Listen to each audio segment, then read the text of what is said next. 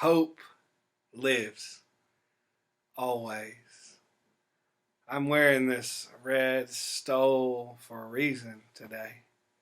When I wear a red stole, it's when we're doing some sort of service at the church where we are recognizing the movement of the Holy Spirit among us. Red is a color that's like fire, and the Holy Spirit in the Bible is often described like a wind and like a fire.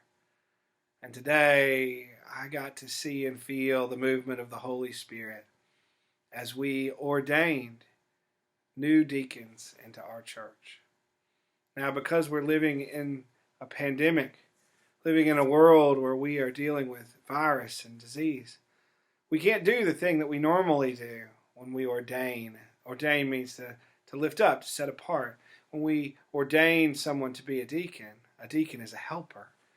Normally what we do is we touch them. This person kneels, and everybody in the church, one by one, comes, puts their hands on this person's shoulders, and prays for them. It's a way to say that the Holy Spirit that moves within me is moving and being placed upon you. Now, you can't do that when the number one rule of a pandemic is not to touch each other. And so what we did instead ended up being more beautiful than I could have imagined. We asked our church members to write down those blessings, to write down those prayers, and to mail those back here. And so, with just one person having taken great care to put hand sanitizer all over myself, with just one person touching the shoulders of these people to be ordained, I was able to read the prayers and the words of all of our people. And it was a reminder to me that the Holy Spirit is not bound by limitations of any kind.